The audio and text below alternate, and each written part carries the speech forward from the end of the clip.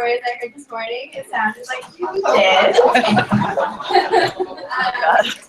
So I know that I can speak for the whole staff that we were just, again, so happy that all of you are here with us on our milestone 10th anniversary this year. And thank you so much for all of your energy and your ideas yesterday. So just to recap, yesterday we took the morning to look back over the past 10 years and share some moments and some stories with each other. And then in the afternoon, we envisioned what our future could be, where we really want to go. And so today we're really going to shift gears, and we want you to start focusing really on yourselves. Think about your own personal trajectory over the next, that's kind of what today is really dedicated for. So we're going to begin with our honorary keynote panel, which is going to focus on leadership in the 21st century, and then in the afternoon move into our discovery dialogues. I'm so excited to hand this over to Maya Cohen, who was our former executive director at GlobeMed, and is now the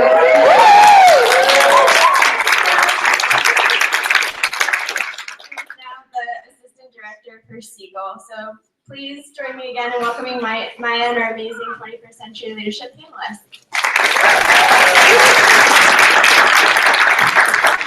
Thank you, Alexis. And it is so good to be here with all of you guys. You're my favorite people in the whole world. Topic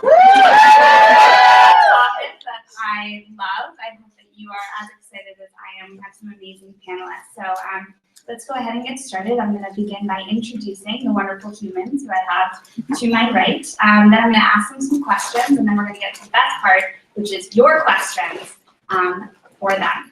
Okay, so let's start with Dr. Jacob Dale, all the way to my right. He is the Vice President of Medtronic Philanthropy, leading the philanthropic and community affairs programs of Medtronic Inc. He has a distinguished career in international public health and diplomacy that has spanned 3 decades and several of the world's leading health, development, and philanthropic institutions, including Deputy Vice President of the Ford Foundation, Senior Public Health Officer for the U.S. Centers for Disease Control and Prevention, and various other health and social development roles with USAID, United Nations, World Bank, and the Carter Center. United States citizen by birth, Dr. Dale celebrates his global citizenship overall, including his strong ties to the Caribbean. Round of applause for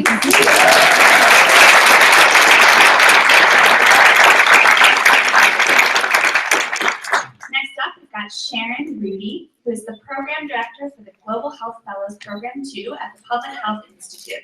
In her previous role as Faculty Senior Program Officer in the Center for Communication Programs at Johns Hopkins University Bloomberg School of Public Health, Dr. Rudy spent almost a decade working in Anglophone Africa, designing, implementing, and evaluating national behavior change communication programs and client-provider interaction interventions.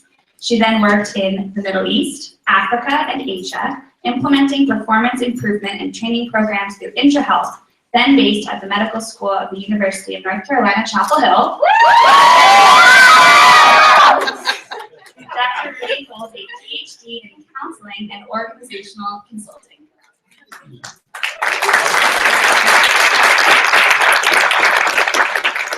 And last, but certainly not least, we've got Emil Parajuli. As a teenager, Emil often accompanied his father, an epidemiologist, to far-flung villages to stamp out disease, treat injuries, and deliver vaccines. Years later, after attending medical school, he started a trekking business for foreign tourists, traveling once again to the same remote areas. On these treks, porters would request medical supplies and offer to carry up to 20 kilos of medicine to distribute to their villages. Through his nonprofit organization, Himalayan Health Clinic, he leads foreign doctors, mostly from Europe or the United States, to villages high in the Himalayas. To date, Emil and his staff have run treks where they have trained more than 120 foreign doctors, nurses, and volunteers. As a result, more than 16,000 people have been treated, and over 18 tons of free medicines have been dispensed. Emil also sees that the treks help build trust with communities, a trust that allows initiatives in education, family planning, and income generation. To date, over 500,000 villagers have benefited from HHC's over 25 village programs in remote and isolated villages of Nepal. Since the April 2015 devastating earthquake, HHC is focusing on reconstruction of health facilities and schools.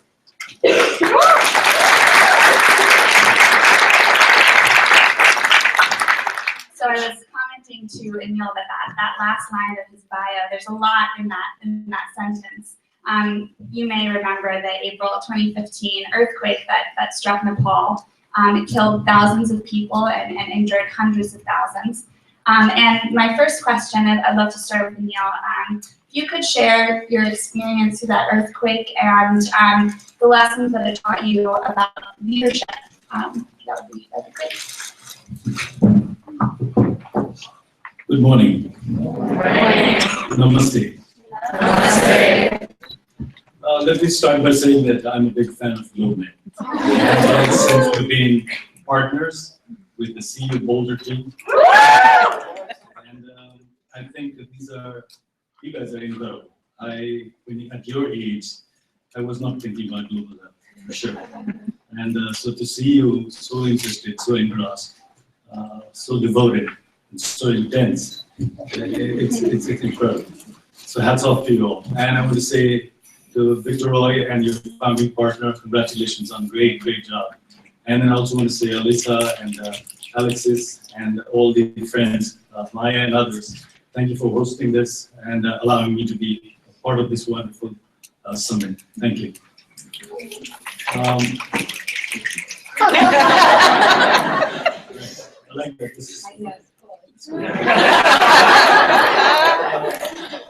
We were talking about the earthquake earlier. Can you hear me at the back there?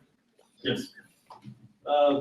I think I would just want to start with what my family endured during that period, and also what happened in the places that we serve up in these mountain villages that are remote and isolated. So it was middle of the day. My wife had just finished cooking when the Lord allows. So she was cooking. And so we went upstairs, and then she went to the bathroom to comb her hair. I was in the bed. It was the weekend, so turn on the TV, and next thing the shake started. And I knew right away, and then said, let's run. Kids were downstairs. We ran down the stairs.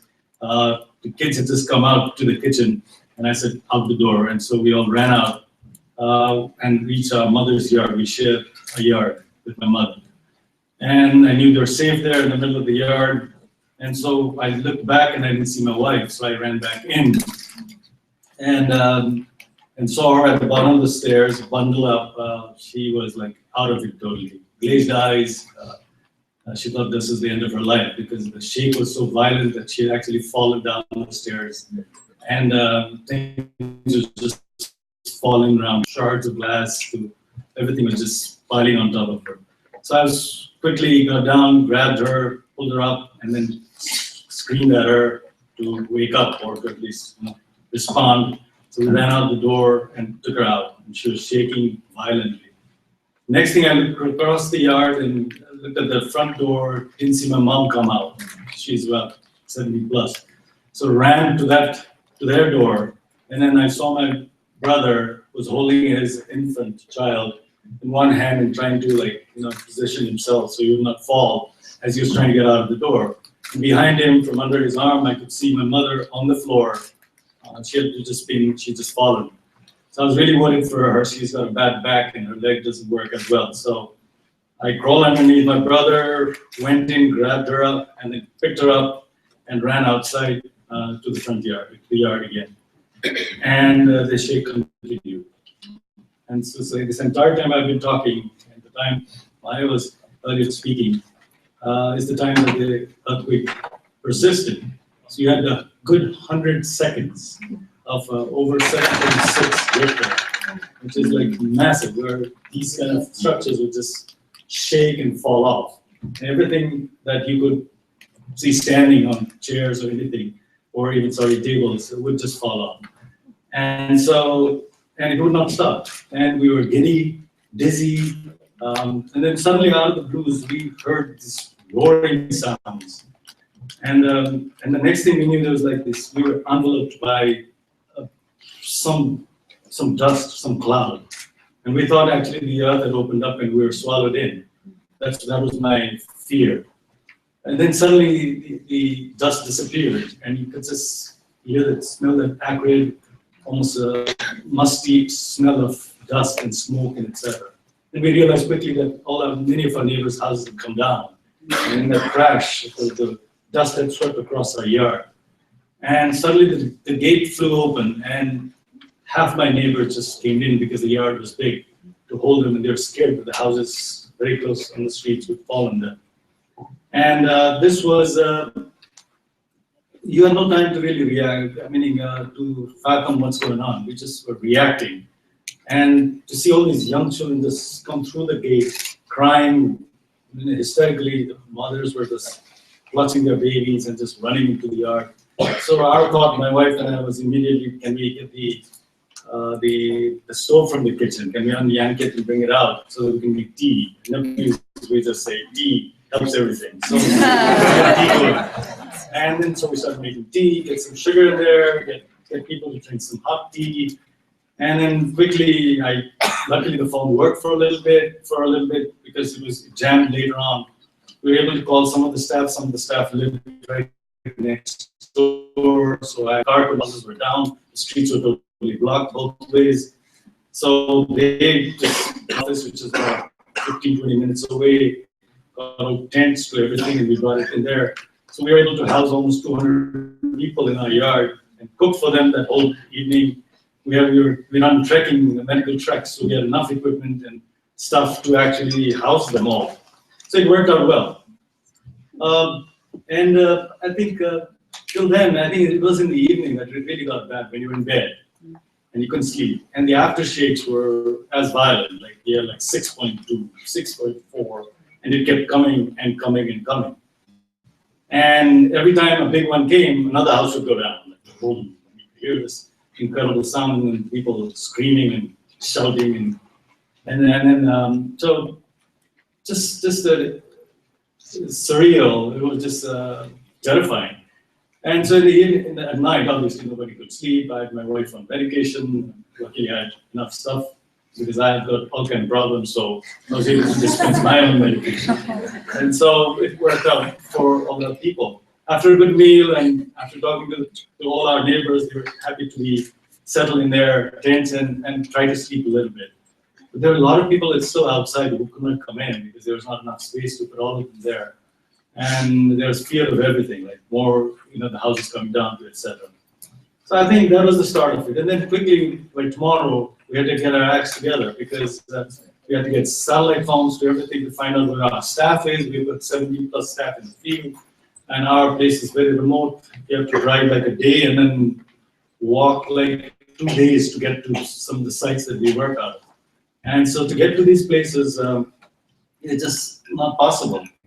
And then somehow the internet was working and somebody showed me one of the villages, says Lapa, and somebody actually shot the entire quake in that area, where this whole hillside had just come down.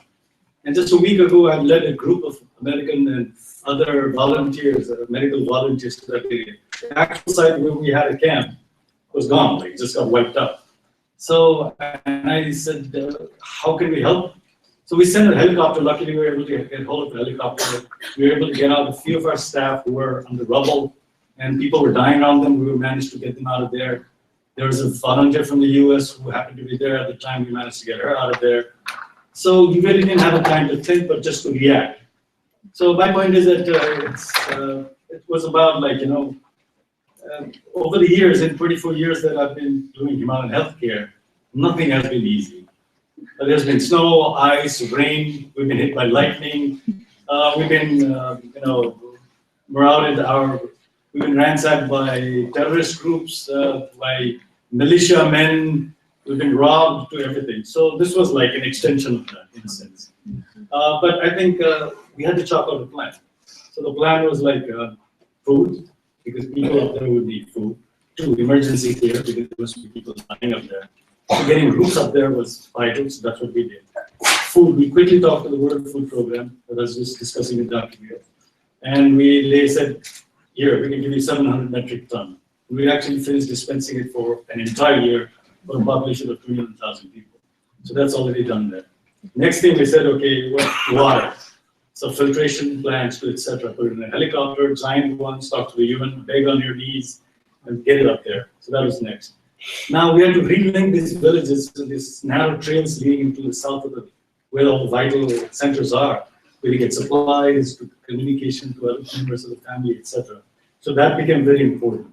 So we sent out an entire team of engineers and others to start re-linking the villages by trail building, etc.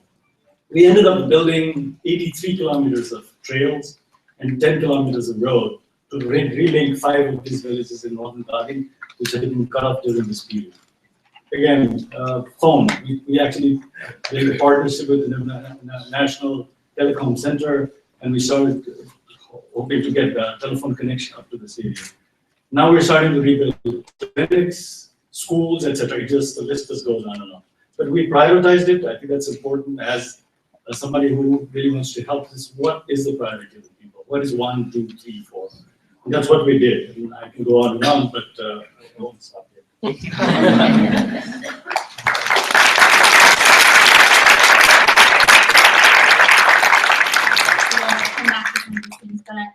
I'd love to move on to Sharon. And Sharon, you've spent so much of your career exploring what it takes to be a leader in global health. And global health involves these moments where we feel like, as Emil, you said, the earth has swallowed us up. It also involves running organizations and institutions. It involves managing and working with people, fundraising. I mean, any experience that you can have on planet Earth can be involved in leading in global health.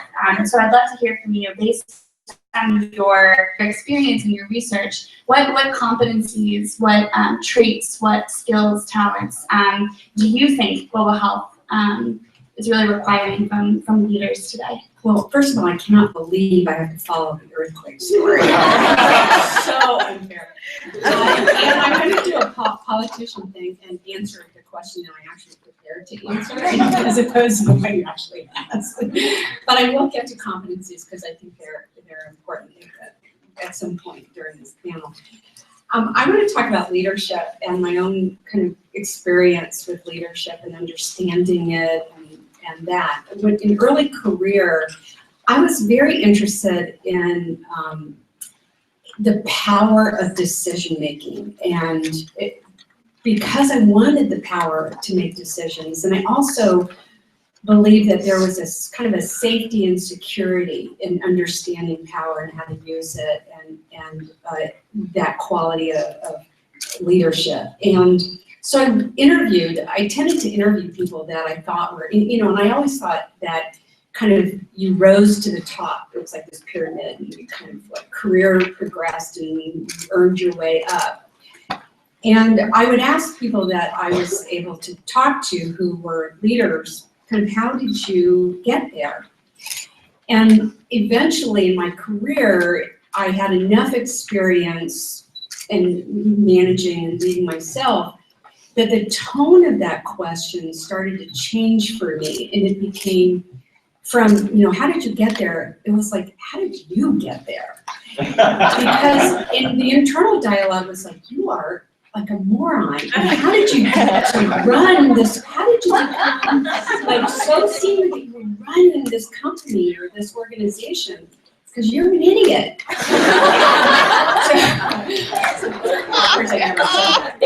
And what I discovered is that, that is actually not a fruitful inquiry. Somebody thought that they could do the job, they were lucky, they were in the right place at the right time. They were often members of the deciders' insider group, either by gender, age, ethnic group, race, tribe, political party, or whatever. And they were often really good at managing up. And also there were tons of really talented leaders too. So I decided that was really not the way I was going to understand leadership. And I had the blessing, the opportunity to run a leadership development program for 4 years called the program, the Population Leadership Program, because it was funded by the Office of Population and Reproductive Health. And I worked with, my deputy was working on her doctorate in leadership development, and the evaluation manager had his master's in leadership development. So I was able to work with them to get kind of like, what does the evidence-based research say about what makes a good leader? And our fellows would go through a year-long leadership program, and there were 5 internal commitments that the research says actually really matter. And of course, these internal commitments are exhibited in behaviors that then we would evaluate and measure over time. We always had to have metrics for everything. So these 5 internal commitments. One is having an awake inner observer. You need to be awake to watch. There needs to be a part of you that's watching yourself as you go through your day. It's this self-reflection. The ability to self-reflect is absolutely crucial. And it's not the internal critic, you know, that voice that tells you you're not good enough all the time. That's not the awake inner observer. This is the part of you that's actually your authentic self, and that really loves you and has great compassion for who you are as a person. The second is a motivating vision. You need to be driven by something that's larger than yourself. And this group, you guys have that in spades, and you get it. The third internal commitment is integrity. And integrity, the behavior of integrity is like you keep your promises, you do what you say you're gonna do, you're able to self-disclose in a vulnerable way. Those things are golden, and those behaviors reflect this internal value you have around integrity. The fourth internal commitment is a learner's heart. You know, it's like this willingness to be open to change and getting better. And sort of with that is this quality of humility. Jim Collins, a great researcher who wrote the books, you know, Good to Great, Built to Last, studied companies that are high performing over long periods of time, was himself surprised with this quality of humility in these great CEOs who are running these successful companies. It was not something his research team expected. And then the fifth internal commitment is this sense of being connected. You're global citizens. This is another sort of leg up you have on the rest of us. You already get this sense that we are, at this deep level, we are sort of all one. We're all like, except for, and this is my struggle, the Tea Party and ISIS. I'm working on it, but it's not easy, okay, but that is my personal challenge, is that compassion and open-heartedness towards people that kind of want to kill me. You know, it's like, okay, it's a struggle. And when you have a leader who's operating in this area, and the leaders are everywhere, right? Like my IT director is like the greatest leader in my whole program. He's like got all these in spades. And in a couple previous careers, the secretary was the best leader in the program that I was a member of, because she had all these qualities. And so leadership, it can sit anywhere in an organization, and those people become the great influencers. And when you have that in a system, what you see is shared vision, coordinated action, and effective partnerships.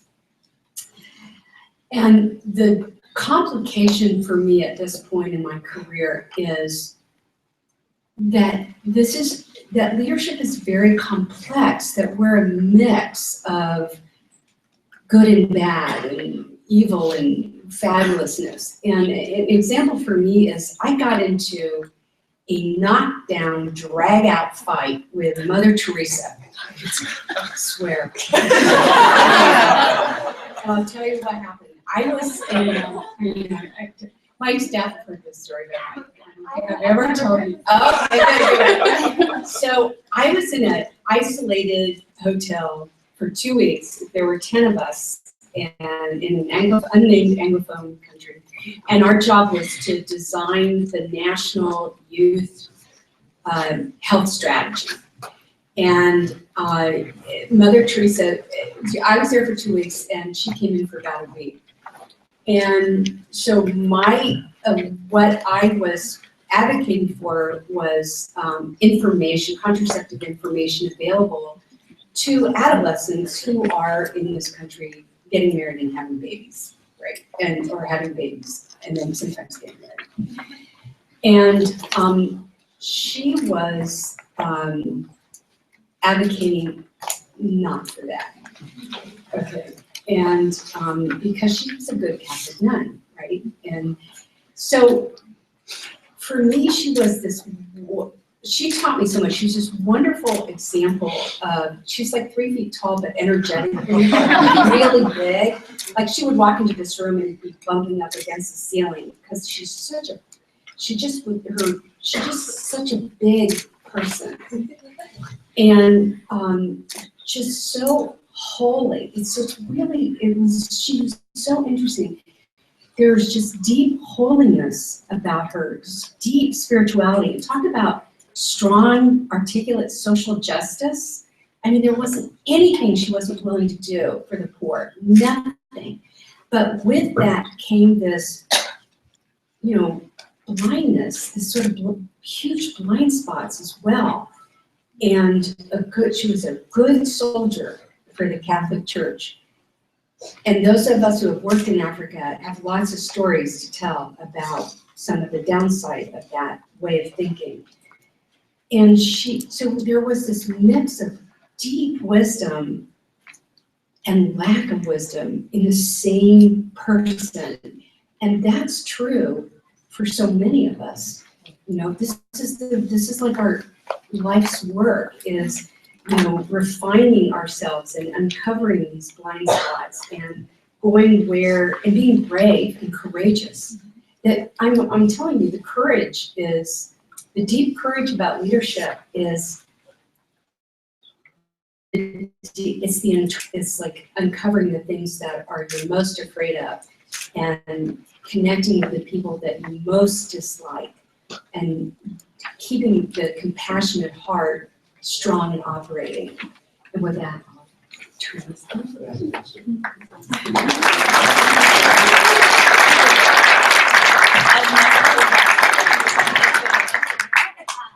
Great. Jacob, let's talk a little bit about the international versus local debate. We opened up with some of these questions on Friday night.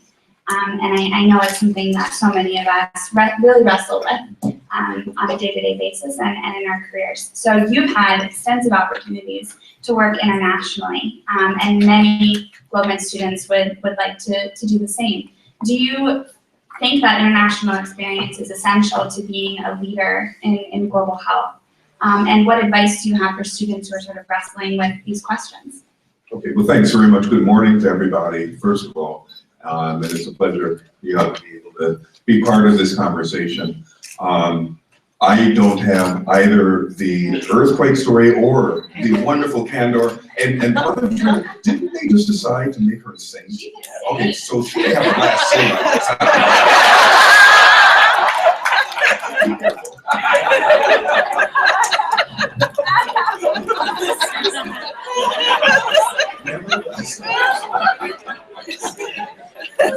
So the only thing I can start out with is the only one joke that I can tell them, that is it's a Caribbean joke. And, the fact that this person comes to the doctor, Corby has probably heard this 1,000 times, and this person's saying he's got some eye problems. And so he says, doctor, I get in double vision.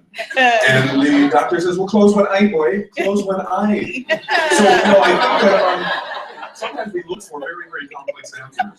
A solution. Maybe very, very, very simple.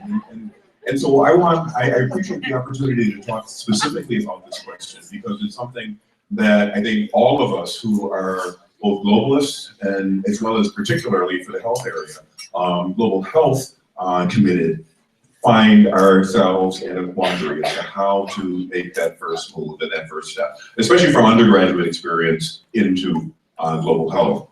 So I believe that the international experience is not necessarily what it is that is the segue into global health. I think the global experience is very, very important.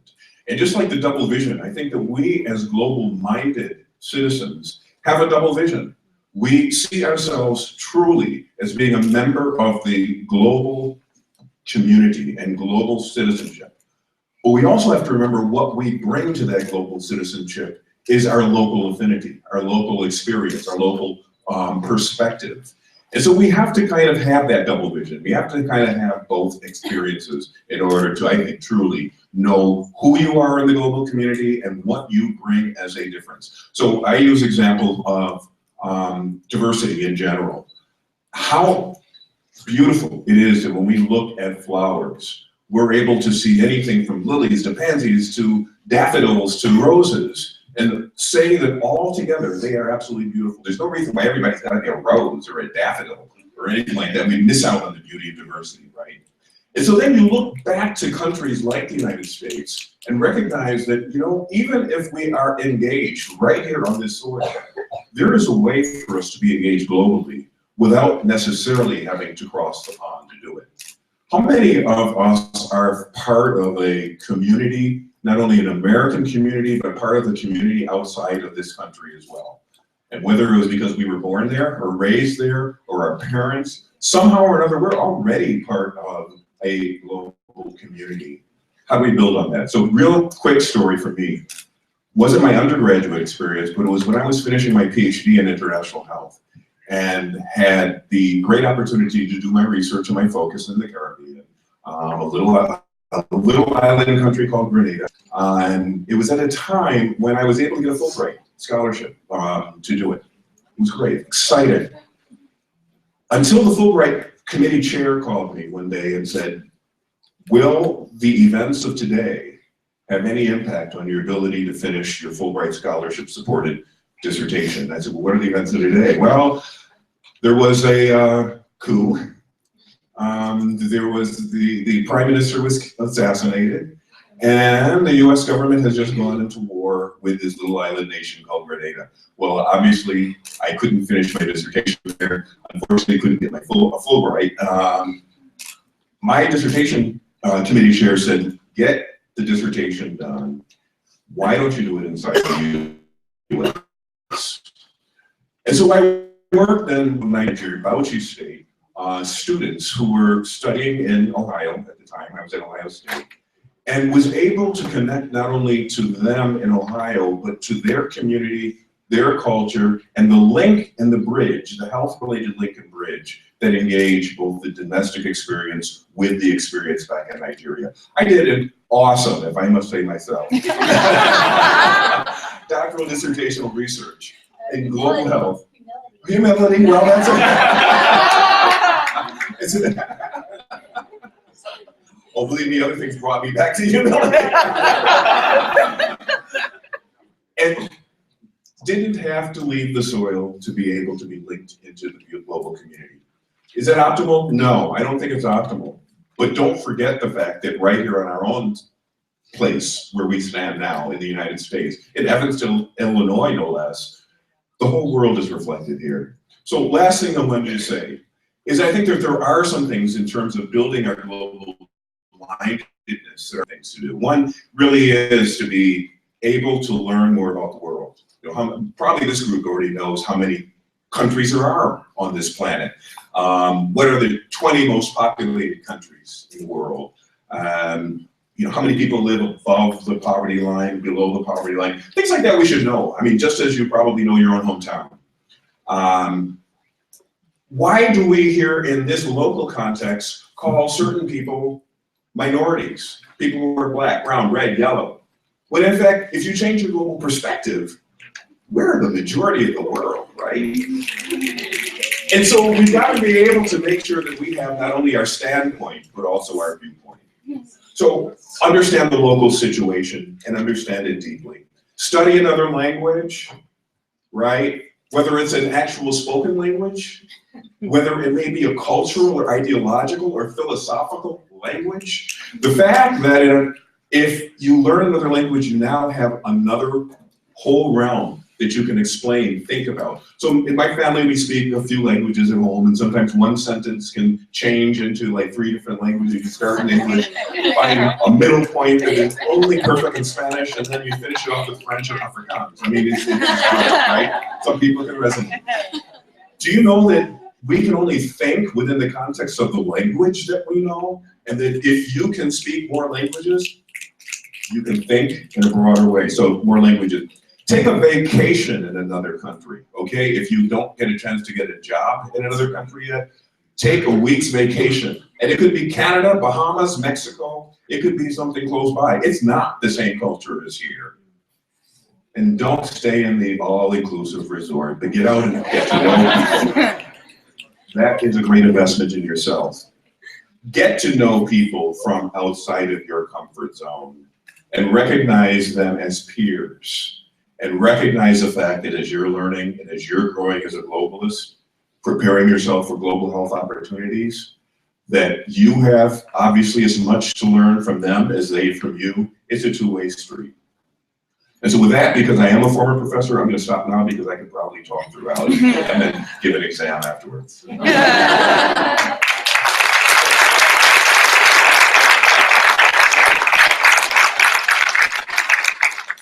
All that advice is tremendously helpful. And at the same time, I know there's a real challenge for people who have primarily domestic experience to be able to make their way in global health. And Sharon, I know that this is something that you've looked into. And so I'd love to hear your thoughts on that. How can we explain to the organizations, the institutions, the people that we want to work with why our experience domestically really translates and does prepare us for that leadership? And then I have another question that I'd love to hear everyone's thoughts on. I think part of what we're sort of grappling with here is, do you need to know where you come from, really understand your own homeland, your home community before you go and work abroad? Is it equally important to be culturally competent in your own culture? You know, you mentioned the Tea Party, Sharon. And I live in DC now, and man, American culture is going through an interesting time. Cultures, really, as Brian noted to me when we were talking. So let's start with that first question. How do we really communicate why our experience, our domestic experience, does prepare us? And then I'd love to hear some thoughts on the second question. Okay, so I'm going to do a politician thing again. Answer the question I actually want to answer.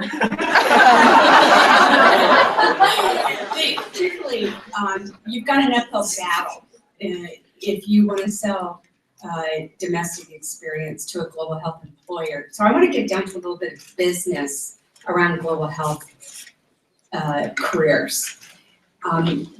We have 5 competencies that we look at of the 350 that are out there at least, and we published a paper in the Annals of Global Health last year on this, because there's a lot of conversation going on around competencies. Okay, first the 5 competencies that are gonna matter to you in the business of global health. And if you look at global health as an industry, there's like 3 big buckets of careers that you can have. One is a research career, another is a development career, which is I think a lot of the work that you've been doing. And the other is a service provider career. So, and you can go in and out of all of those and you can do them simultaneously, but there are 3 different ways of being a global health professional. For us in the program that I'm involved in, and some of my staff are here today, we look at 5 different competency areas. The first is health topics and key populations. So that's what universities prepare you for actually really well. You know, infectious disease and pandemics, HIV, TB, malaria, reproductive health, humanitarian and health and blank, health and water safety, health and environment, health and business. It's like we've got all these different combinations. That's the technical piece. The second competency is knowledge management, and that's really serious. It's the ability to identify and keep up with the latest The data is going to be outdated by the time you graduate, right? The total sum of all human knowledge used to double every 400 years. Now it doubles every 6 months. So your ability to use technology to figure out what is the actual best knowledge related to that technical area is something that you guys are better at than us. Yeah. The third area, and this is where the universities are falling down horribly, that you need to figure out a way to shore up this competency, and that's the global health business skills. We did a survey of 50 global health providers, leaders, so we said, what do you know? And they said, 85% of them said that academia can and should do a better job of preparing people for global health careers. And this is the one big area that's missing. Global health business skills are things like proposal design, project management, program monitoring and evaluation. The fourth competency area is resource, it's something we call resource optimization. It's like, do you know how the money flows in the business of global health? Who are the donors? How do you manage resources? How do you do more with less? How do you create a budget for the programming that you're doing? And then the last competency is actually the most important. It's interpersonal effectiveness. It's alliance building, being a good team member, being collaborative. Those, like, universities are not great at, present company accepted, of course. Northwestern, yeah. But like, if you don't pay attention to that, and it's not an easy thing to train because it's not a technical, it's not a science, it's not a technical content area. But if you're looking, how many people have not been to grad school but are planning? Okay. So when you're looking at grad schools, remember where I said these 3 buckets? If you look at the faculty and they're primarily getting grants from NIH, National Institute of Health, and they go overseas and they collect data and they do research and then they come back and they have their grad students analyze it and then they publish, you've got a research-heavy graduate program, right? And if you want that, fabulous. But if you want to do development, you need to go to universities where people are writing proposals, getting grant money, they have long-term relationships with NGO partners overseas. That's what you want to look for. And you also want to look for universities that actually are going to pay attention to your skills in team building, alliance building, collaboration, things like that. Now, if I were to move into the future, it's kind of like, what's that technical area where it's very volatile, but I would say things like, okay, here's like the best career advice I can give you. Answer 3 questions. It's a simple inquiry that you can carry with you that can guide you your whole career. And there are just 3 questions that you should ask yourself. Number 1 is, what do I love? Nobody loves every part of their job, but there are some things that you do that you just like, it's just like, sweet spot, it just, oh man, you're right. You're like right with the universe when you're doing that thing. It's so unique to each of us. So what do you love? And what you love changes over time. So you have to have that awakener to figure out what it is you love. And there's nothing, when somebody knows what they love, and their question number 2, what am I good at? What are your gifts? Not only what you think you're good at, but what do people tell you you're good at? Like, you get these compliments and you start to build this awareness of what your gifts are. When somebody comes for an informational interview and they know what they love and they know what they're good at, they like get the best interviews. I mean, they're just like good. You like want to work with them because they're just so spot on. Energetically, it's very appealing when somebody knows what they love and they know what they're good at. And then the third question for global health professionals in particular is, where do I need to be geographically?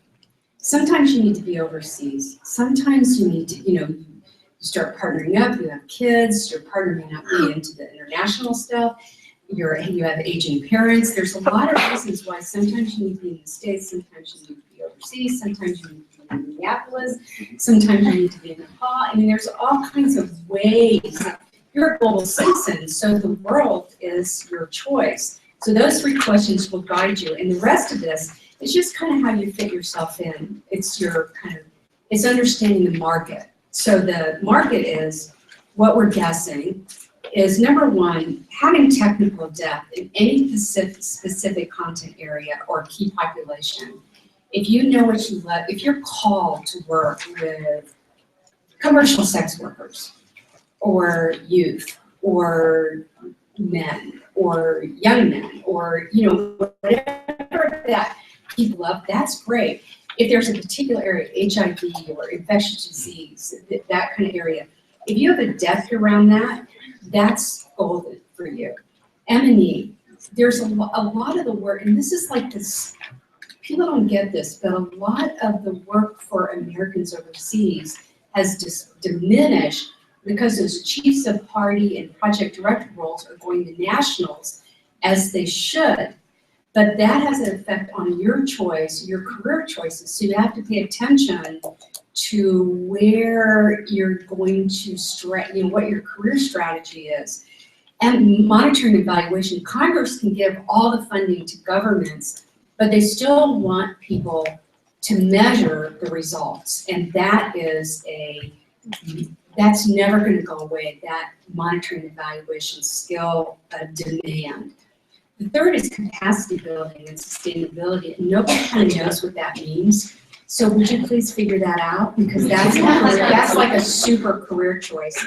And then the fourth is, for lack of a better word, ecosystems. Like, WHO just came out with a report that John Kerry's been talking about, and it says 50% of improvement in outcomes in reproductive, maternal, child, neonatal, child and adolescent health are due to non-traditional health investments.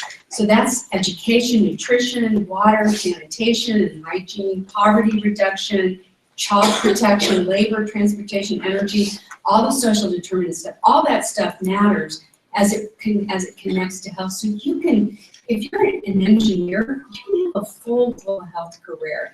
If you're a business person, if that's like what you love, you can connect that to health. So there isn't anything that doesn't have a connection if you think of it from a systems point of view. And with that, I'll stop.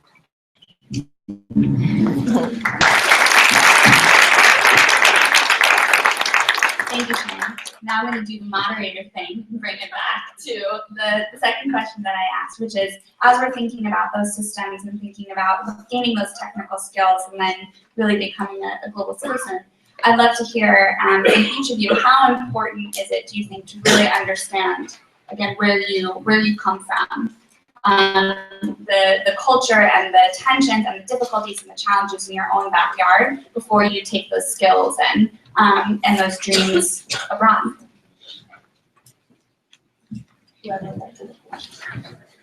I think I'm least able to answer this question because I am a Nepali and live in Nepal and work there. And so I think being culturally competent in your own culture, I think I am. Which helps me a little bit when I come here to raise funds, to understand a little bit about your culture here. Fortunately, because of my work with a lot of Americans, mostly English-speaking medical professionals over the years, it has made my life easier to raise funds outside the country. Other than that, I really do not think I am competent enough to speak in front of two professors here. I leave that up to them. You can answer other questions. I don't know about all that. But I think it is, I've learned that it is important. So when my two sons were growing up and we were living in various parts of the world, I always said that I wanted them to see themselves as it's important for them to know what they bring to the global citizenship table, who they are and what, their context. And we go back and forth on it, and I have to admit that is a story of my life. I have to say sincerely, my wife is right. Is that you have to be forthright, realize that you bring a context, and that you need to understand that context. You need to be engaged in it, realize what the issues are in your own context, because I think it helps you better understand how things play out in somebody else's world, okay? It doesn't mean that they're equivalents. You know, I grew up between the US and Canada, and at a point in time in the 50s and 60s and 70s. When I moved to South Africa during apartheid, people would say, oh yeah, that's just like what was going on in the US and Canada in the, the 60s. And quite honestly, no, it wasn't. It's a very different story. And yet, if you don't know about your own context, it's sort of hard sometimes to really better understand the nuances of somebody else's. So I think it is important. I just want to add something really quickly also about what do you do in terms of trying to get from here to there. Before you get the opportunity in global health, and by the way, I think Sharon was spot on the whole list of things that she was talking about. Before you get to that point though, sometimes there is sort of a lull, where you're trying to get the opportunity and you don't get it. Don't waste that time. There are opportunities right around us, each of us, that are global opportunities, as I was saying before. Learn your culture, know your culture, and remember that in this American context, your culture, look around us. Your culture is all of us, all of our cultures. You gotta know that, because that is the American culture, right? That is the Canadian culture, all of our cultures.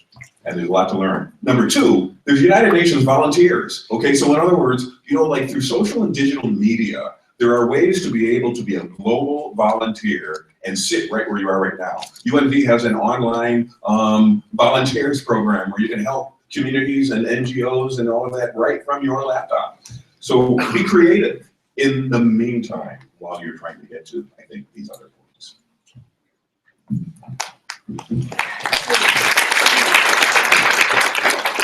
So I have two answers to that. One is that from an employer's point of view, you have an uphill battle if you're going to market your domestic experience in a global health context.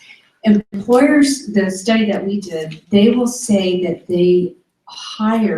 they're willing to hire someone who has only domestic experience if they have a unique depth of technical experience that is attractive to them and useful to them. But they tend not to hire people. And one of the reasons they tend not to hire people that only have worked in public health domestically is they don't have to. There's so many people that have this international health experience that, they don't have to do that. But the other answer is that it goes to that, the work that you need to do. It's like your internal awake inner observer. You have to do your work. And one of the things that I see in really senior leaders that are damaging their organizations, and we can see this, PEPFAR, World Bank, they haven't done their work. They don't have this sense of who they are, and they are not aware, they're blind to the toxic effect of their behavior on their staff. And so live stream. Okay. Okay, I said it, it's out, there you go. That matters. So that sort of global citizen work and that understanding of who you are and what you bring totally to the job, it's absolutely crucial to who you are. Thank you, guys. We've been all over the map with this discussion, per usual. I love it. I love it. I want to bring it back now to the theme of the summit, celebration of community and the idea of a beloved community. There's a great little passage in your program. I'm going to read it out loud, and it's MLK Jr. talking about a beloved community. And he says, "The end is reconciliation. The end is redemption. The end is the creation of the beloved community. It is this type of spirit and this type of love that can transform opponents into friends. It is this type of understanding goodwill that will transform the deep gloom of the old age into the exuberant gladness of the new age. It is this love which will bring about miracles. So we've gotten a few different lenses on leadership, lots of great stories. And so to wrap up, I'd just love to hear from each of you, what kinds of leaders do we need to create in order to form this kind of beloved community here at GlobeMed, in the environments where we work, out in the world? What does it take to achieve that? I'll start with you. Talking about the type of leaders, I think being a grassroots worker, being out there in the field, I can talk to you. I have professors here, so they can explain things much better than I can. What I can do is try to relate to you with stories that I have from my experience. And as a leader, I think there are very few things that many of those things have already been outlined by Dr. here. But I just want to highlight it, is that as a leader, I would want to identify and count my resources, one. And whether it be by training the locals so that they take on hands-on all the skills that is required, and be the stakeholders in all the decision-making, as well as carry out the work to make whatever is necessary to happen. The other thing is, I think, being strengthening the existing systems is key. Creating self-reliance, self-sustenance is important.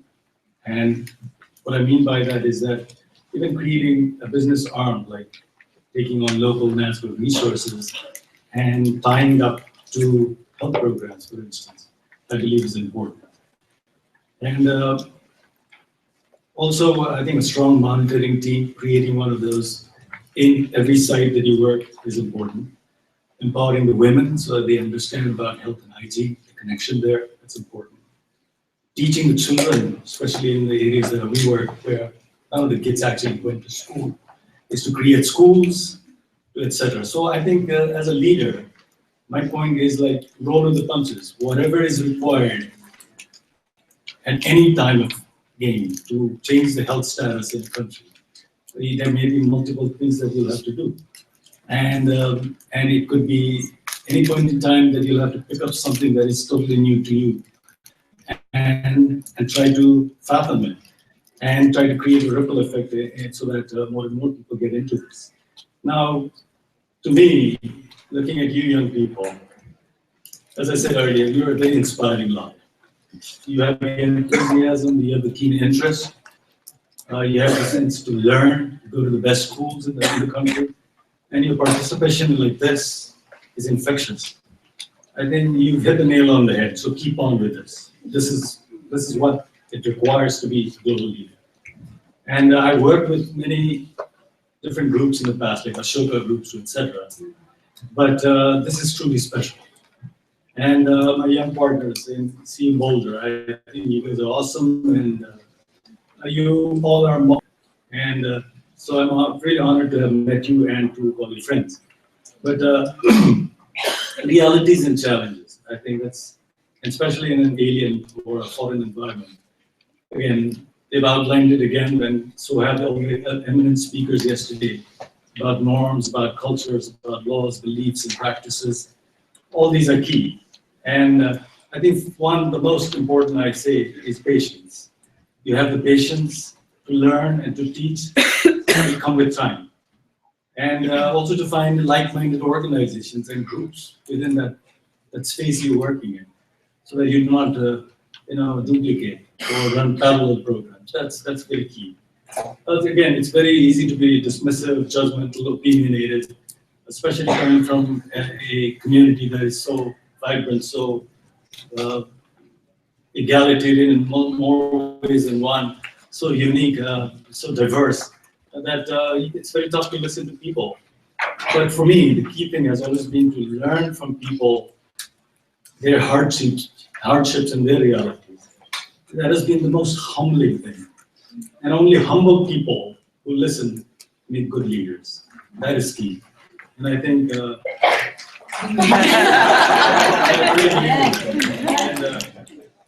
again, just to bring it to perspective, I might go at a little bit of tangent here, and GlobeNet may just throw me out, not give you my per diem, whatever. I just want to say that the old adage or saying that the world is a giant organism, and that if you tickle a butt here, you're going to get a little tickle in the nose. But what do you mean by health? What do you mean by global health?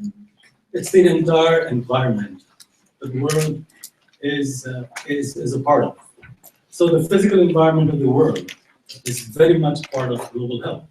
So the health of the planet is important. May it be air, water, food. The 7 billion population is growing by the day. So healthy political environment. We have got a good exercise going in your country right now, and mine too at home. So a good legislation is very important. Again, sharing in the wealth, equitable ways, etc. is important. Even the economic environment, can it be more equitable? Can it be more shared? So that, because more people getting sick in the developing world means more money out of your pockets too. So that's important. Also, a healthy mental environment.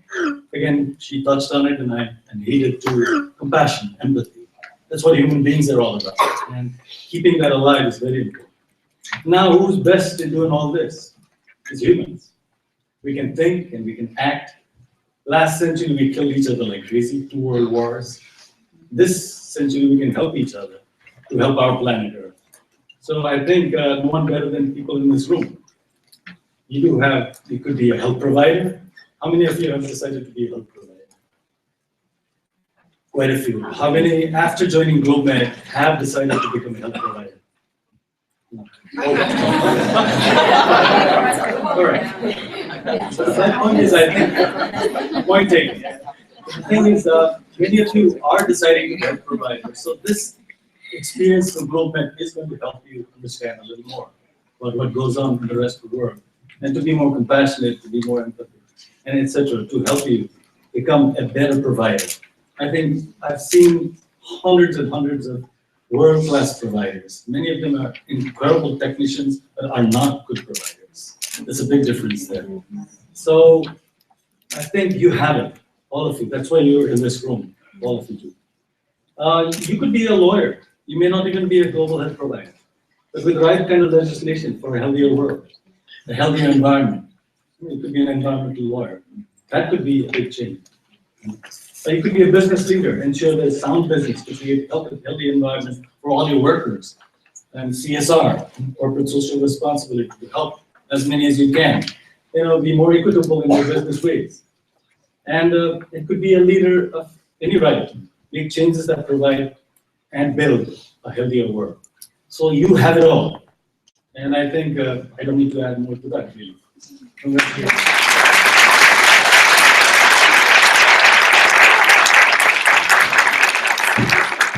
So I forget the question. So I'll answer. I'll do a totally different answer. Besides the things I already said, I think that the sort of one truth is that the universe has put you in this moment because it wants to teach you something. And our best wisdom is doing this work with the knowledge that we're learners, that the people that we interact with, there is overt suffering, but there's tremendous wisdom for us in these interactions. And we don't, sometimes it's very unclear how that we're going to receive that, but it is, you have to enter into these relationships with a deep respect and an understanding that you are giving and you're receiving, and you're in this partnership, which is slightly uneven because you're going to get so much more than you're going to give. And that's the starting point of global health.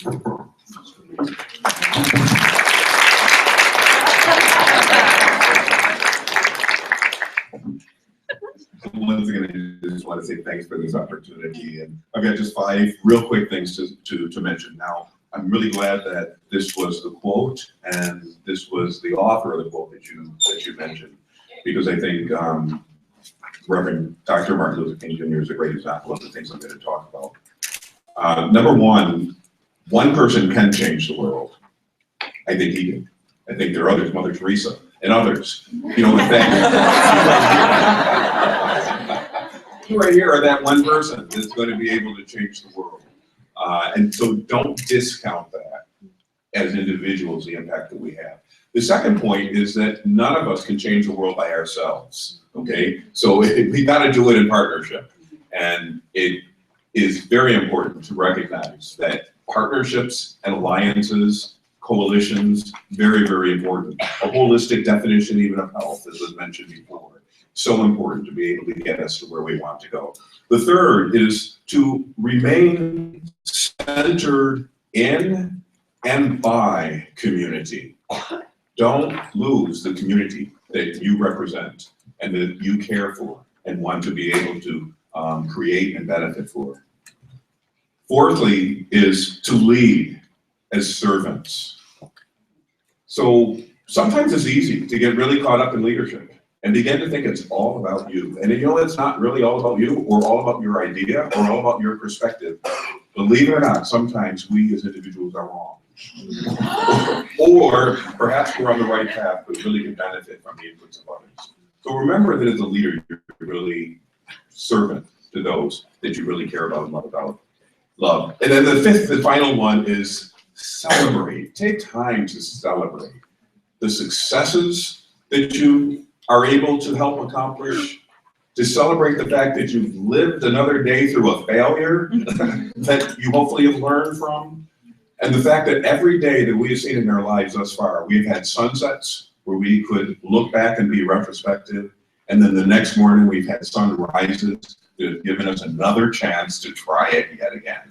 And I think that with those 5 things, that is truly how we build our beloved community.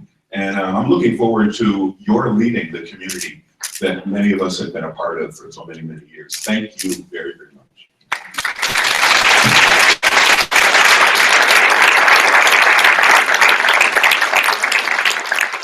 Thank you all so much. I'm really excited to get some Q&A going. I think we're going to do a microphone right over here. Okay, and so if you have a question, I invite you to line up at this microphone right over here, and we'll do about 20 minutes of Q&A.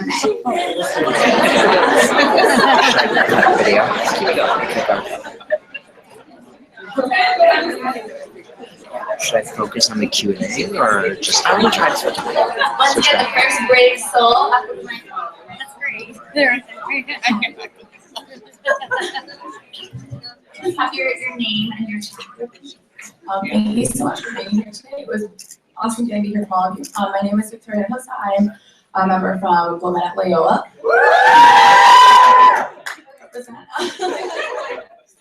So the group is so tribal. You say at school, they're right, like,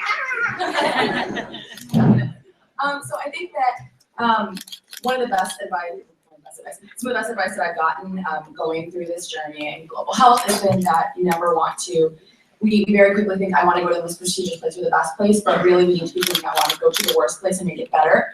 And not just in terms of like an environment, but like if I'm a provider, I don't want to go initially maybe to Mayo Clinic. I maybe want to go to a hospital that's not as high performing and a less high performing neighborhood and make it better.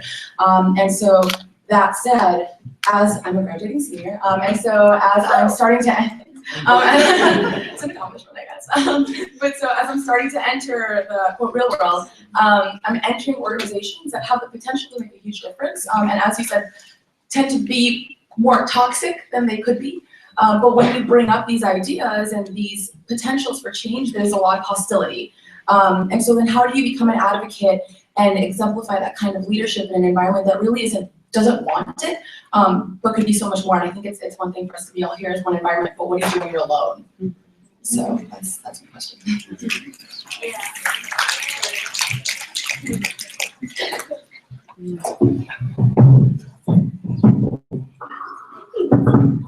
I think it becomes, and I heard this yesterday, somebody asked that question about, you feel so passionately about something and how do you persuade others along the lines that you're thinking. I think that, first of all, wherever you end up is going to be perfect, exactly where you need to be. There's some big lesson that you need to learn, and sometimes you don't figure out what you needed to learn until you're 20 years into your career, and then you go, oh, that's why I was in that horrible place. So I think that what those environments, those moments teach you is that self-management, competency. It's the ability to withhold your opinion. It's also the practice of being open-hearted and feeling compassionate.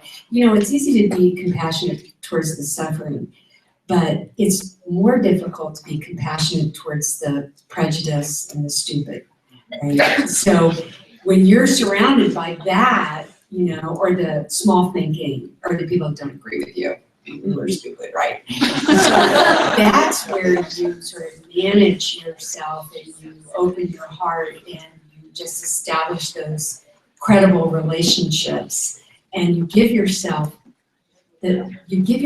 lots more time than you think. Because right now it's like, I need to change the world right now. You have your whole career, so just know that you're investing in those relationships over time. You become that credible person, and you can become influential one good moment at a time.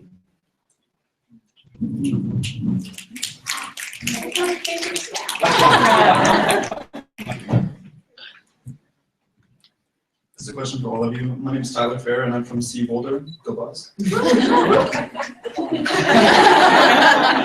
I think this is on my mind because I will be going and working a little bit and learning from HHC this summer on Grow.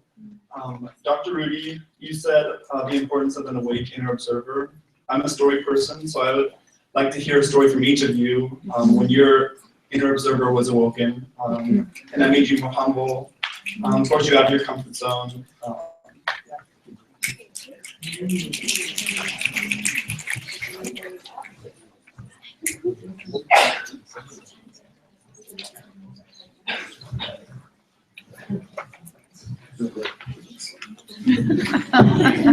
I usually don't talk about this because it's hard to talk about, but I worked in Kigoma refugee camp after the Rwanda genocide, and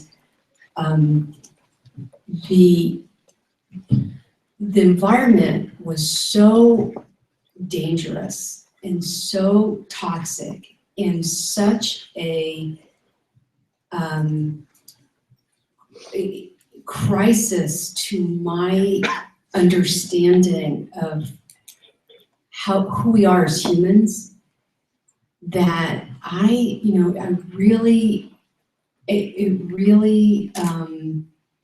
had to rethink how I understand this mix of wisdom and banality and evil. It was a very powerful experience for me, and being afraid all the time. It's just really wears you down. I had the same experience in Afghanistan as well, but this was more. There was just so much evil in the environment, and not just toxic, but I mean real evil. And that was. In order to manage that, I had to really set up, practices like meditation and open heart, especially open-hearted meditation, which it's not something I practiced previously. But that was one moment. That was one of my moments. Tyler, you're going to be visiting those places that together when you come soon, I think in May. I think I've explained a little bit to our partners in the past as well. These 24 years that I've been doing Himalayan healthcare has been more than challenging at every aspect, every level. Whether it be earlier, I was a city kid, well-to-do family, nice school, boarding school, Christian school, a lot of guilt was put in a seed into me, as priests do. Which is all quite fine because right now I'm doing what I'm doing thanks to the enjoy. But I think at all times there were politicians who didn't like what we did because these were isolated small pockets up in the hills where the votes were cast by one person for the entire village because at a gunpoint. And so when you walked in with your fancy ideas, then they would point you out and say, they'd call my home and threaten my parents and say, your son is dead the next time he's walking up the hill. So from that time to 11 years of civil war during these 20 years, between 1995 to 2006, to have grenades thrown into an army officer's home next door by the Maoists who were in action then. Then my brother was also a major in the army then, and was fighting against the Maoists through the government.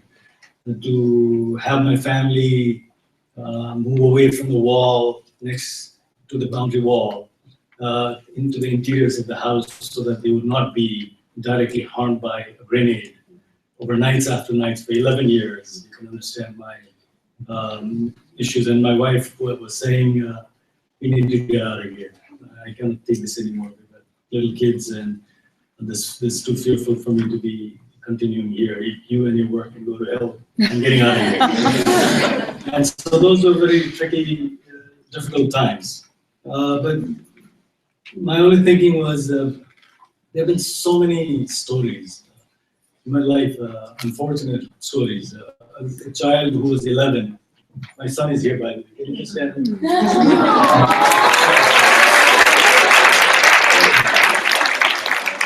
My son is 11. Both of us went through this trauma of the devastating earthquake lately, so we're just sort of keeping each other company, just getting away from home. Women are strong at home, so they're at home. Decided to get out of here. But importantly, an 11-year-old blacksmith kid who are like called untouchables in that caste system. I was stopped in the middle of my walk to a village. It was late in the evening, and suddenly, out of the blue, 6 people apprehend. They come right in front of me and stop me. It's dark. And they could just pick me up and throw me down that hill and I'd be gone and nobody would find me. So I was really afraid. And they said, we need you, there's a child who's really ill. So I followed them uphill for about half an hour, entered this dark little dungeon of a house. There's a little wick lamp on, and in the fireplace I can barely see this child covered in blankets. I said, what's going on? And he just sort of reached out and I got his hand. He's burning with fever. So I look and I turn him around and look at him. He's in utter pain. You move him, he hurts. And then I see a big lump at the back, right in the center of his vertebra. And I knew right away it's called Pott's disease. It's tuberculosis, one of the worst kinds. It usually starts from the entrails, probably the stomach or whatever, and then moves back into the bones. So he'd gone really far. And he was like cadaverous. He was like all skeleton, all bones. And so all I could do there was give him some pain medication, rehydrate him, sit with him, tell him he's going to be okay, and then quickly try to make a litter. There's nothing there. Then you have to walk 4 days to get to the point where you could actually put him in a car. So and then also you have to give him drips and etc. So I could not do it right away because I had other work to be done, but I asked 2 health providers that we trained locally to do this. So we put a drip, we made a litter, put him in, and then as they were down, 4 days of walk down to the hospital. And on my way back, I quickly hurried back to get to him again. And I found that he was still lying outside the hospital, one, because he was a blacksmith, Two, he had tuberculosis of the worst kind. People were afraid, people providers to get to him. And then I just lost it there. I just blew my top, went into their pharmacy, etc., pulled out drugs, did tests on him, and we finally put him on 4 medications then. That was called RIPE. And we had him started. 2 days later, he died. And so stories like this, I can tell you 100 of these. This is the thing that really hit me. And I said, like, that could be my child. You know? And so I said, we have to carry this on. Whether there be civil war, the children need medications, mothers need to feed their babies, the schools need to go on so that there's a future for the community. So we could not stop. And we haven't stopped in 24 years. So that's my story.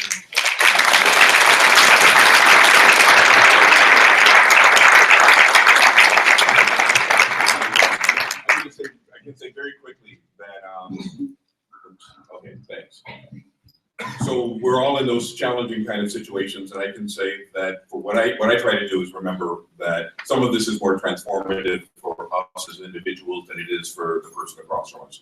So in a situation like that, I try my level best to be able to find at least one thing about that individual or that circumstance that I see as a positive or as a growing or learning experience. And I think in most of my life, I've been able to find that. There's only one time when I could not find that, which taught me number 2, is that you also have to know what your limitations are. And we have limitations, and it's okay to be honest about it and say, you know, this, I can't cross this line. Working in HIV/AIDS throughout 30 years or 25 years or so, early in the epidemic, and working with all communities of all walks of life across the globe, had very little problems working in brothels around, some of the best brothels around the world, some of the bathhouses, some of the, you know, needle sharing parks and all of that. But I just have to say, quite honestly, that when an organization came for some help of information, the North American Man-Boy Love Association, I just said, I cannot. I have an issue about young children being able to have the right to live a certain kind of life unfettered by the issues of adults. And I said, you know what, I can work with all kind of organizations. NAMBLA was just one that I couldn't. So knowing your limitations, but try to find something as you can in almost every situation.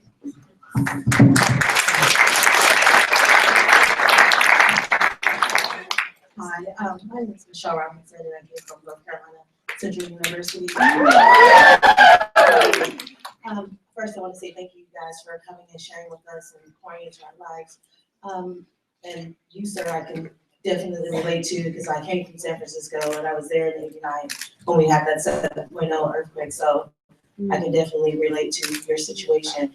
But the question that I have for you guys is that for me personally, I feel like I have a global heart, if that makes any sense. And I feel like I want to be able to help everyone in every aspect. And I know that's not possible, but just wanted to know, how did you guys find that one thing to narrow down to know that, okay, this is it? Because I have a lot of background in different areas, and my major is public health education, but I'm working in a biomedical lab right now doing research. But just wanted to know, how do you kind of narrow it down to make sense for you?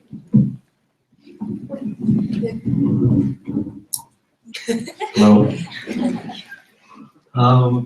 to tell you the truth, I'm still lost. I'm still trying to find out what I want. And because it changes by the day. You're human, you know?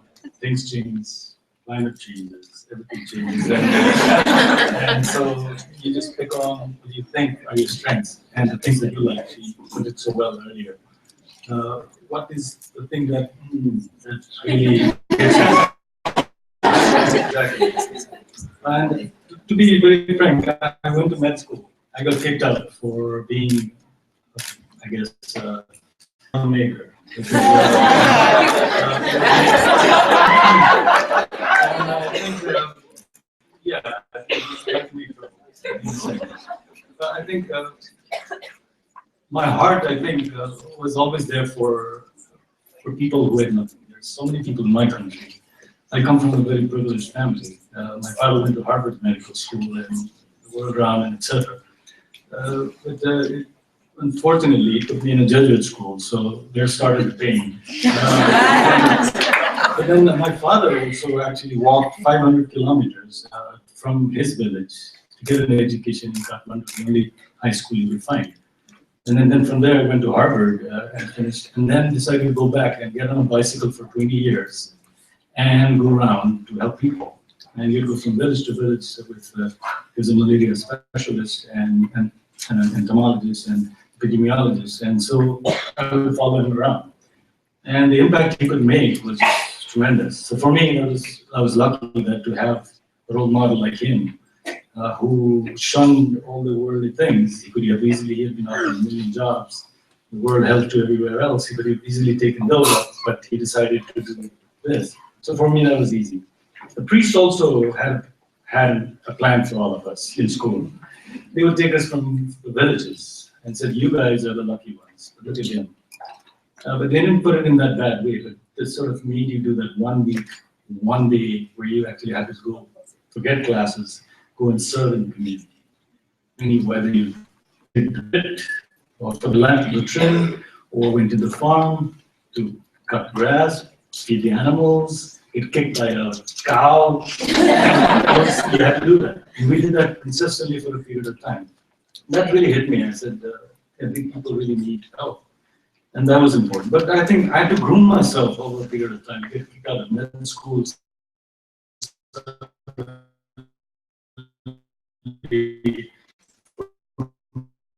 You're only 3 months away from getting a legal degree. Can you imagine? So you're like now kicked out, and you're suddenly got a degree in your hand all over again. So I think not giving up. I said, what is required for me to go out there into the villages and really serve? Then I said, okay, let me take on sociology. And I started doing sociology. And then I said, I think I'm psychologically incompetent. Let me study psychology. Right there. And then I said, I've been bullied by everybody when I go to the villages, from the lawmakers to the administrators to everybody. And I think that was the point where I took on law. And I did 3 years of law school. So I put everything together.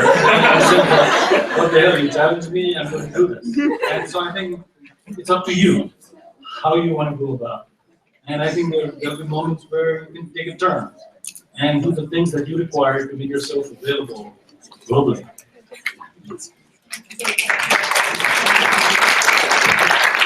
So the Department of Labor says that the average American has between 5 and 7 separate careers in their lifetime. So just, what do you love, what are you good at, where do you need to be geographically, and know that the things will evolve, and I love your open-heartedness, though. I love that you just you want to help, you want to serve. It's lovely.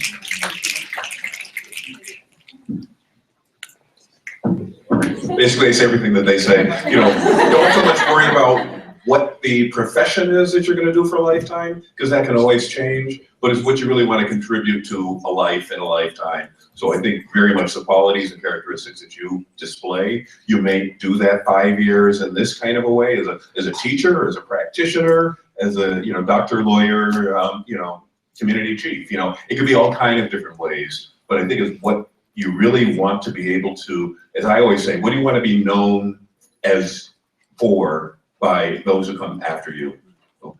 Basically will derive your pathway to where you want to go. We only have time for one more question. But I think our panelists will be hanging out afterwards to answer questions. Let's take the last question. Hi, my question is for Dr. Rudy. So I want to recognize that GlobeMed has this very powerful partnership with Global Health Fellows, which is a really interesting kind of partnership for us to have, because largely we have partnerships with grassroots NGOs, and I think it's very powerful that we get to have a different kind of partnership with a different kind of organization. I do think it's important to ask a question that I think has been very fundamental to my GlobeMed experience, which is, for you as a representative of USAID, how does the United States' position in systems of global power and your own position in systems of global power affect your work in global health? Oh, I'm sorry, it's not working. I can't Something's wrong with technology.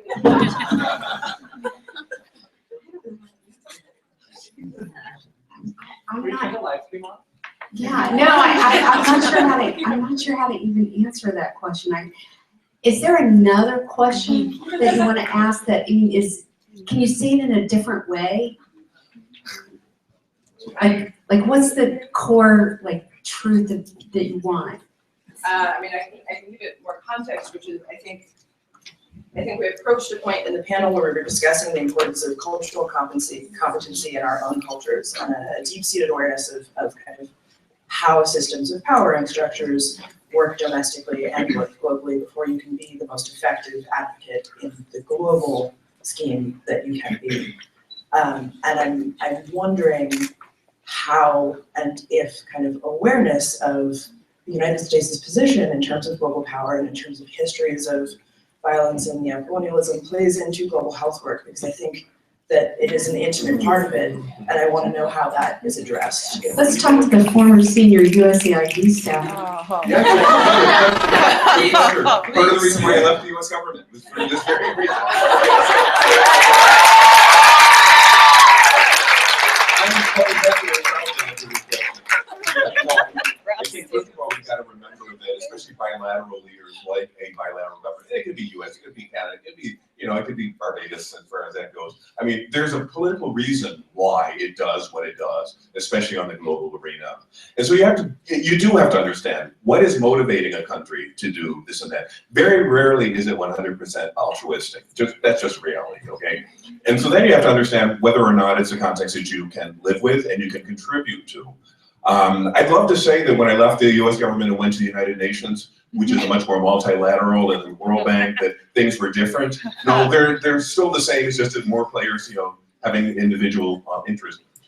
Ultimately, what you've got to decide on is what is the greater good that you want to bring, and how do you manipulate, work with, justify the politics around you to be able to ultimately do the thing you want to do. We were talking earlier about our different sectors that we have been in or are working in, private sector, public sector, community. You know what, it's all organizations and people.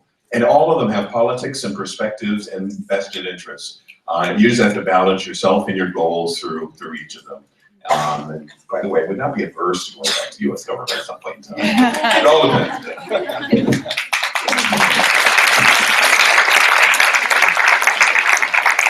All right, guys, that'll wrap this up. Thank you so much. Can I get another round of applause?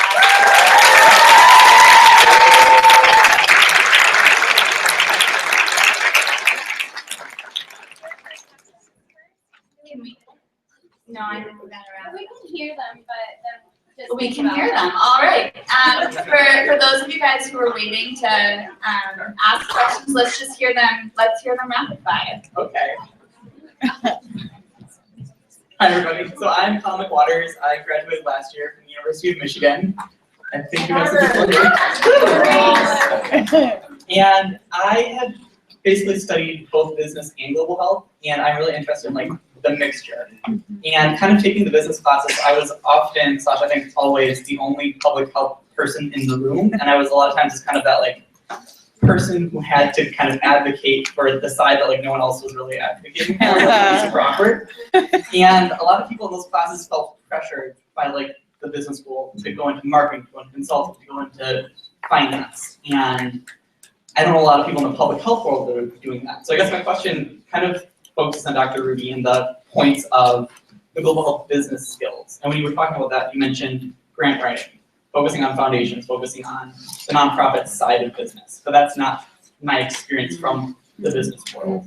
And so I guess I'm interested in hearing more about what the private sector integration is going to be like in the next 5 years, 10 years, and where that's going. Hi, my name is Mia. I'm from the University of North Carolina at Chapel Hill. My question focuses a bit on how we define a beloved community. We've talked a lot about how to act as global citizens in our global home and working where we understand. And I think a lot of us here, and this question is for y'all as well, a lot of us are first and second generation information, and we have multiple homes, and I'm from half an hour from here, I go to school in North Carolina. When I fix this unemployment thing I have going on, it probably won't be in any of those places. So when we're talking about where we understand and working at home, what we call home, how do we navigate what we consider our beloved community?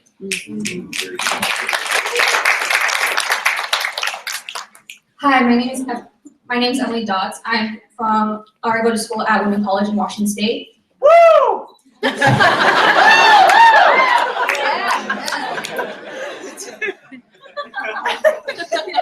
You all were talking about how it's really important to understand your own culture and also to experience outside culture. And I was just curious about, for people who don't get the opportunity to go outside and learn other cultures, how can you communicate to them about the cultures that you have experienced, and just communication about where you've been at, where you come from, and communication about culture.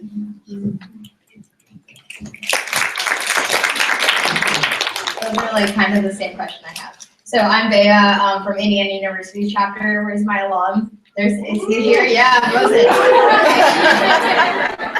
So back to the community thing. So I am currently living in Indiana, and some parts of Indiana are not very friendly for people of color. It gets scary, especially where we are right now with the political race, how there happens to be a lot of Donald Trumps in our country that we didn't know about. So my question is, how do we engage as like somebody like a person of color who feels part of the community, but people in that community don't see you as part of the community? And there have been like movements and there has been talk, but I feel like when you're raised in that kind of like mentality, conservative, like they're not one of us, how do we actually address the question? And that's to all of you to talk about over lunch. So.